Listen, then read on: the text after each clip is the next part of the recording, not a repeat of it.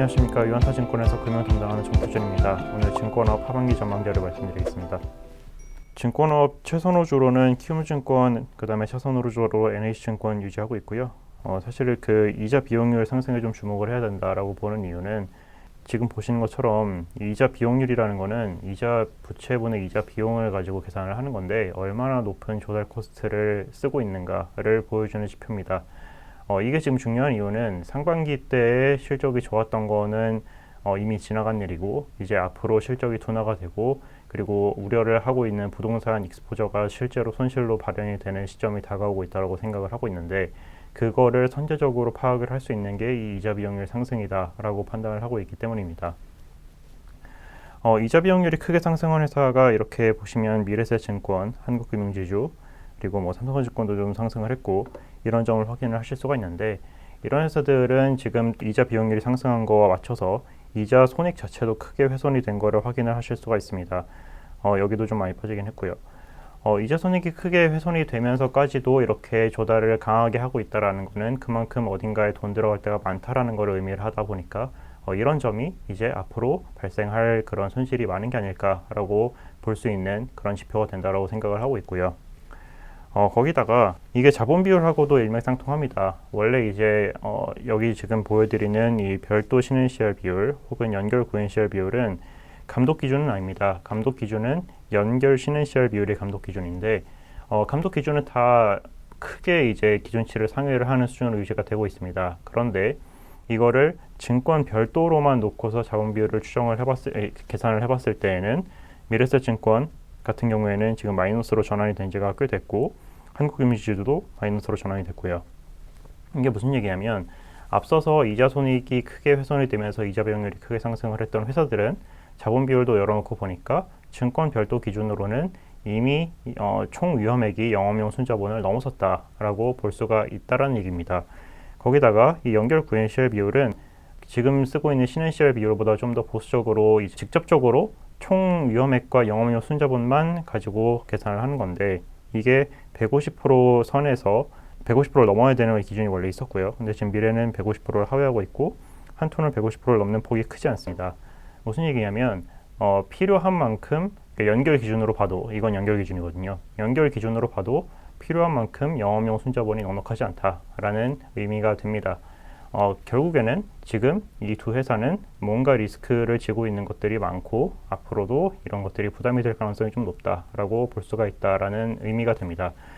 그렇기 때문에 다시 이제 자료로 돌아가서 앞서서 제가 말씀드렸던 키움증권하고 NH투자증권이 선호도가 가장 높게 되는 이유가 이겁니다. 상반기 때 호실적 견인에 따라 업황이 둔화가 될 거고 하반기 때는 지금 부동산 익스포저 손실을 이연시켜 놨다고 판단을 하고 있는데 이게 반영이 될 거기 때문에 이 부담에서 가장 자유로운 회사들이 가장 괜찮을 것이다 라고 보고 있어서 키움과 NH를 말씀을 드리는 거고요.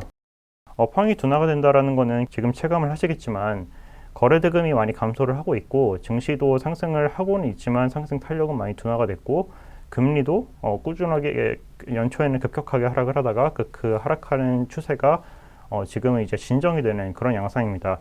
그렇기 때문에 투자자 예탁금도 연초 이후로 크게 증가를 했지만 사실 뭐 5월 이후로는 계속 감소하는 양상이 나타나고 있고 거래대금 마찬가지고요.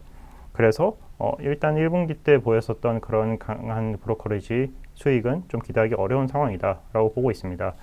사실 증시가 변동성을 잃는다라고 생각을 하면 그러니까 이제 지금 보시면 증시가 급격하게 상승을 했는데 이 상승 추세가 예를 들어서 이 레벨이 유지가 된다라고 해도 이게 박스에 갇히는 모양이 나온다라고 하면 변동성은 크게 줄어들기 때문에 사실 거래대금은 더 감소할 수 있습니다. 그러면 이제 브로커리지는 크게 더 나아지기는 어려운 상황이 되는 거고요. 거기다가 아까 제가 증시의 상승 탄력이 둔화가 되고 그리고 금리의 하락폭도 진정이 됐다고 말씀을 드렸었는데 금리가 급락을 했습니다. 급락을 하다가 지금은 안정적인 모습을 보이는 상황이고 이렇다 보니까 사실 채권에서도 1분기 때는 평가액이 크게 났지만 2분기 이후로 평가액이 그만큼 크게 날지는 좀 미지수다라고 판단을 하고 있습니다. 거기다가 부동산 지수 같은 경우에도 뭐 지속적으로 하락을 하고 있고요. 사실 우리나라는 상업용 부동산 공실이 크지 않은데 미국 같은 경우에는 30%가 넘어가는 상황입니다. 그래서 이 부동산 펀드 같은 곳에서도 손실이 날 가능성이 충분히 있다라고 판단을 하고 있습니다. 그리고 사실 이 부동산 PF 관련해서 지금 PF 대주단 협의체라는 게 나와서 PF 부실이 안 나고 있는 상황인데, 이 대주단 협의체의 목적은 PF 사업장을 뭐 돈을 안 갖고 있는 데를 그냥 정상이라고 취급을 하고 넘어가자라고 얘기를 하는 게 아니라, 돈을 안 갖고 있는 데가 그러니까 부실이 난 거는 이미 기정사실이고 그게 손실로 확정되는 시점을 이연시키자라는 겁니다. 그래서 만기를 연장시키는 게 목적이 있지 이게 정상화가 되는 게 아니다 보니까, 사실상 상반기 때에 만기가 몰려서 회사들이 돈이 없어서 작년 말처럼 유동성 경색이 발생하는 것을 방지하고자 만기를 분산시키는 영향이, 그러니까 목적이 가장 크기 때문에 이게 결국에는 하반기, 내년 상반기에는 손실로 돌아올 것이다 라고 판단을 하는 거고요.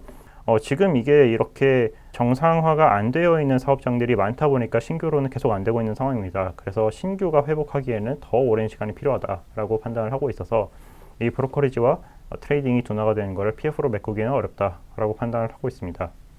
그래서 결론적으로는 지금 1분기에는 키움증권이 좋았고 2분기 때는 미래 NH 삼성이 좋았습니다. 사실 뭐 키움이 CFD 사태가 있었기 때문에 이게 지금 다른 3사로 자금이 넘어갔다 이렇게 판단을 하고 있는데, 앞서 말씀드린 이유로 인해서 미래에셋증권을 좀 보수적으로 봐야 된다라고 생각을 하고 있고요. 키움증권은 사실 CFD 관련된 우려가 이미 다 반영이 됐다라고 봅니다. 그리고 1분기 때 서프라이즈가 크게 났기 때문에 뭐 관련된 손실도 그걸로 메꿀 수 있지 않을까 생각을 하고 있고, 그래서 키움증권은 지금 상당히 저평가되어 있는 상황이다라고 판단을 하기 때문에 키움증권 탑픽을 유지를 하고 있고요. 하반기 때는 아까 말씀드린 그런 부동산 익스포저 적은 거, 그 다음에 높은 배당 수익률, 이 두 가지가 포인트가 될 걸로 보입니다. 부동산 익스포저 적은 거는 키움하고 NH고, 배당 수익률이 높은 거는 NH랑 삼성입니다. 그런데 이제 뭐 배당락도 생각을 안 할 수는 없어요. 그래서 연말까지 놓고 보면 배당 수익률이 높은 종목은 그만큼 배당락도 심합니다. 그런데 배당락 이전까지를 놓고 보면 배당 수익률이 높은 회사들이 지지를 받기 때문에 뭐 그런 맥락에서 자산호조로 NH도 괜찮다라고 판단을 하는 거고요. 그래서 이 두 회사 추천을 드리고 삼성증권도 관심 종목으로 볼만하다 이렇게 말씀을 드립니다. 네, 자세한 내용은 자료 참고 부탁드립니다. 감사합니다.